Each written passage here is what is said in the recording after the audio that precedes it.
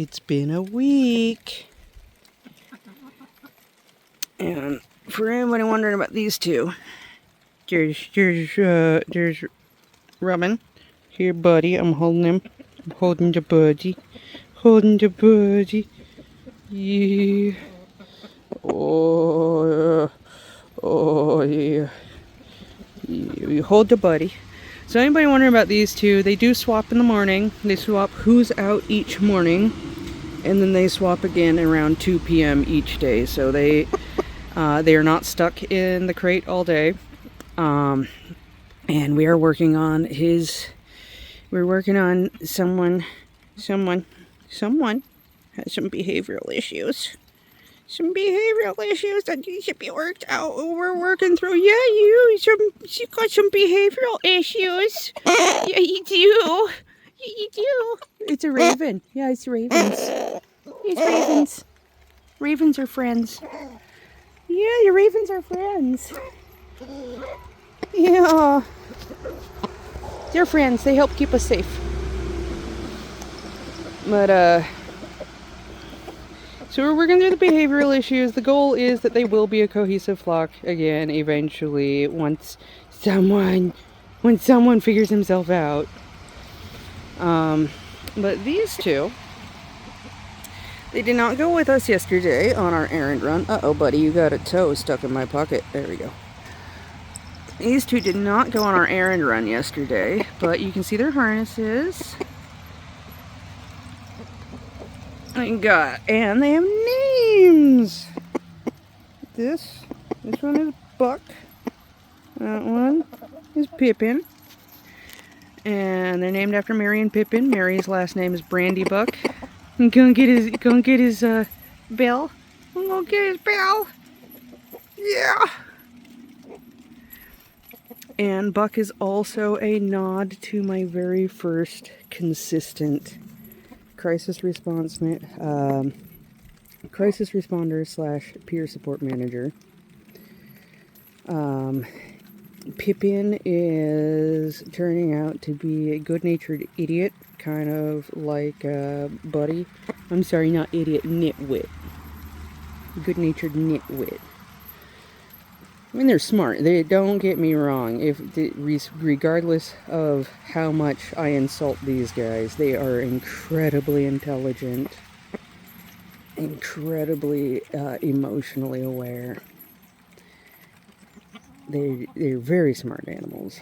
But anyway, so Pippin's showing himself to be a good-natured nitwit, and Buck is showing himself to be the responsible one who keeps an eye out and makes sure that his brother is safe and cared for. And they're doing great. Usually this is a minimum of like 3 days of them running around backwards, walking everywhere with their belly scooting against the ground. And they're doing great. Buck went through all of the stages of new harness in like a half an hour.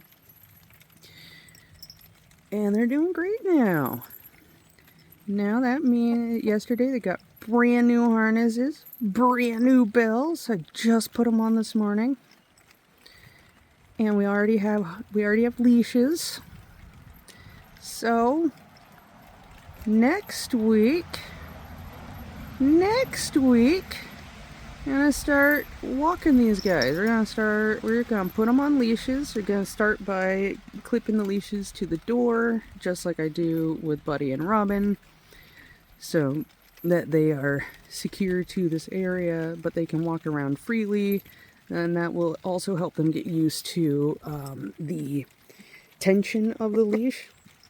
It'll help them get used to leash tension. It'll help them get used to what happens when they get to the end of their leash, that they can't go any further, and that their job at that point is to go forward and come back towards where the leash is. And then after 2 weeks, they should be adequately homed, which means that even if they get out and run off, they should be back here by evening to go to bed. And we should be quarantined, so if they're not showing any signs of illness, no discharge from their mouth or nose, butt, eyes, ears, anything like that. They're if there's no signs of illness, then they should be safe to start integrating into my flock, like actually letting them interact with each other, figure each other out, which will probably involve a few scuffles. So if you see some scabs on these guys' faces in coming videos, it's just a normal part of chickens getting to know each other. The important part is that they're not just going at each other without stop. If they hop at each other a few times and then leave each other alone, that's fine. And the other thing is, I Dremel my boys' spurs. Come on, focus. Focus, phone. I Dremel my boys' spurs so they're not going to be stabbing each other. They're just going to be poking each other. So, in about a week, we'll start integrating. They're gaining weight wonderfully. They feel like boats now instead of blades, which is what birds are supposed to feel like. You notice there's some corn in the water there that just fell in there, and I will be switching out their water about halfway through the day. Don't let corn sit around and get wet and then let birds eat it the next day, because it can spoil and develop botulism very, very quickly. However, even Robin's kennel, with all those treats in there that he's not touching, he'll pick at them throughout the day, and then Buddy will hoover them up when they swap. But we have so many little friends of the Birb variety, and of the Mouse variety, and of the Rat variety, that they clean up. I have never woken up the next day and found treats still left over. If there are treats left over, you sweep them out. The broom on top of the crate is to poke them when they misbehave. So just like a chicken would disagree with the behavior of another chicken by pecking them, I'm simulating pecks by poking them. And again, I need to stress, you do not ever hurt an animal to get a point across, because an animal is going to learn by consistency. They are going to break rules on purpose to find out if there's any exception to the rules that you're giving them once they start learning that there are rules, and that is not defiance. That is not trying to fight with you or anything like that. All that is an animal without a verbal language and without the ability to ask you, is this okay under this circumstance? They can't ask you that, so they have to do it and find out that there's a consistent response. So we're poking them like a chicken would poke another chicken, or like a chicken would peck another chicken in disagreement, which is a light but stern peck. So we make contact, they go because they are unhappy with the contact, and it's just the philosophy of, if you're annoying, I'm annoying back, which is more or less how birds interact with each other. Birds are assholes to each other, especially when they love each other. So a little bit of annoying interaction is not bad, but do not hit your animals. Do not, just because I'm using a tool to poke them does not mean that it's appropriate to use a tool to hit them.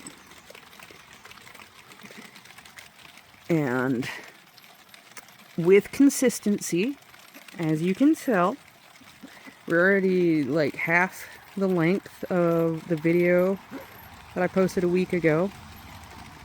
And have you heard anyone crow?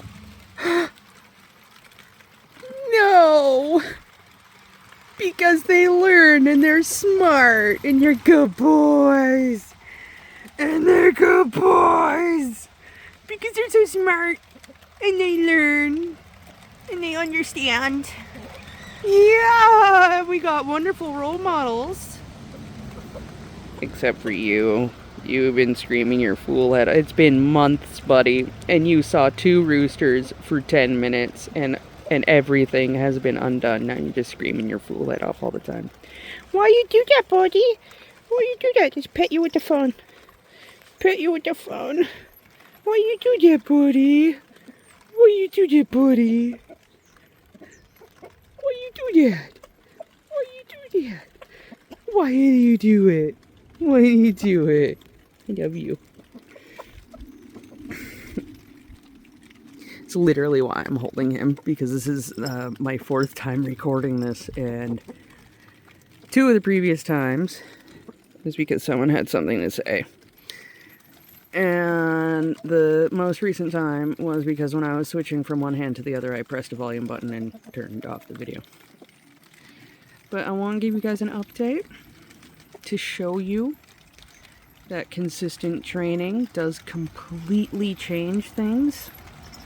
They're doing so much better now. We're not screaming our fool heads off. And a big reason we're not screaming our fool heads off is because they now know that they have reliable food, they have reliable water, they have reliable shelter, we have a routine, we get up in the morning, and we come out here, and we go away at night, and it's good. They're feeling better. They gotta be feeling better. I mean, Pippin's poopy butt is almost gone.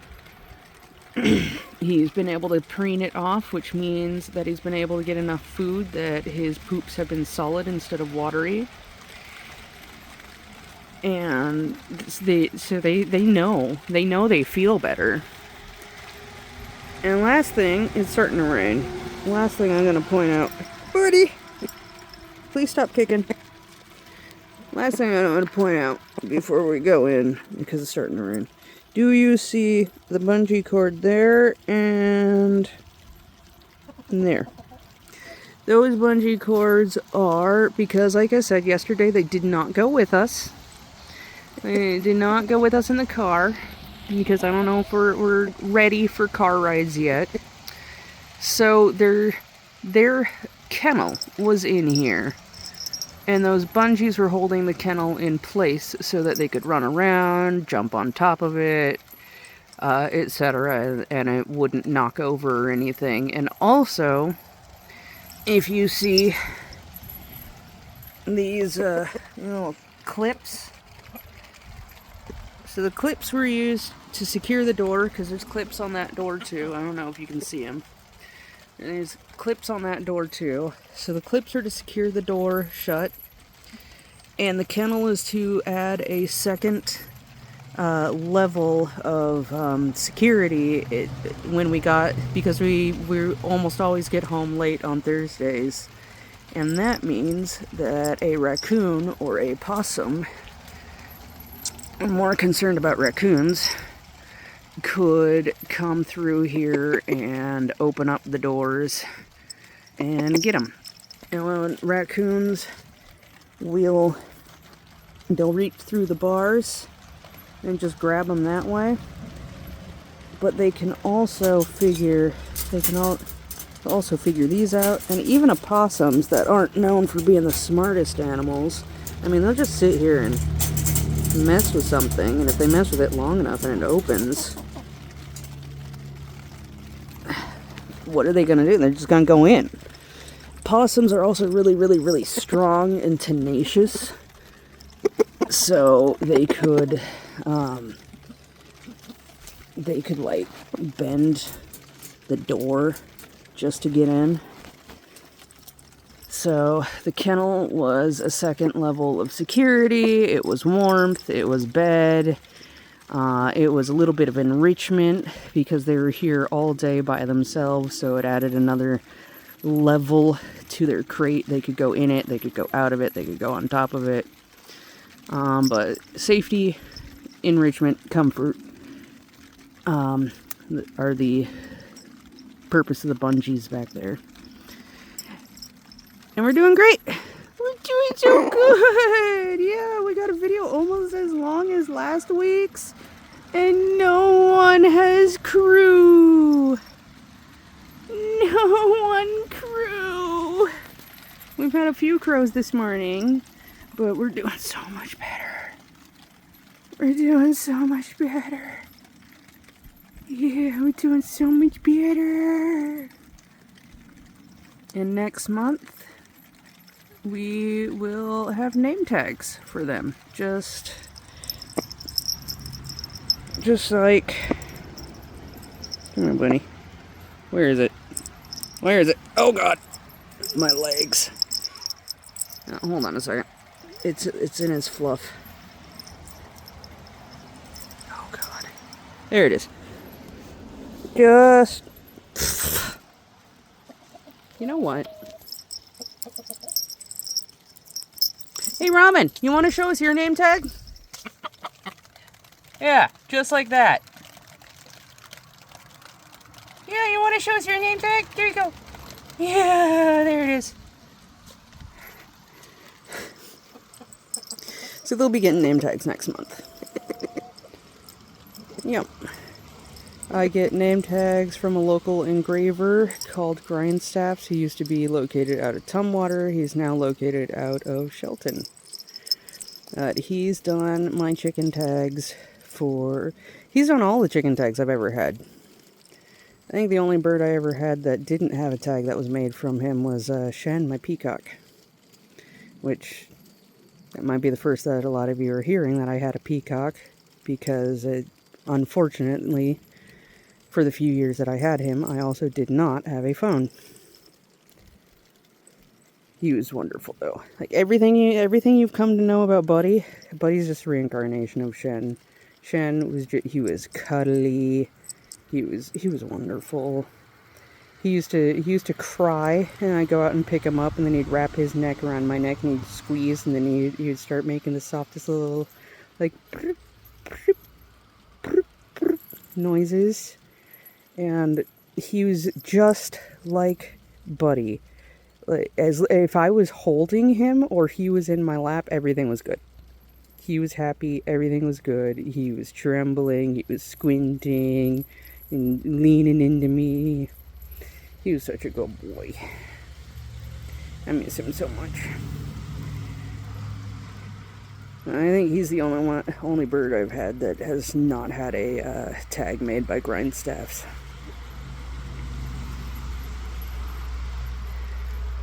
Alright, well, that's our update. That's our weekend update. Alright, buddy, let's put you down. Oh, there we go. I'm sorry. Here we go. Hey, good boy. Hey, good boy. Shaky, shaky. You go shaky. Yeah. Yeah. You also go shaky? Yeah. You guys are such good boys. Alright, well, that's our update. It's our update. I just really wanted to show you guys that training does work. It really does work. Also, don't dump your fucking animals.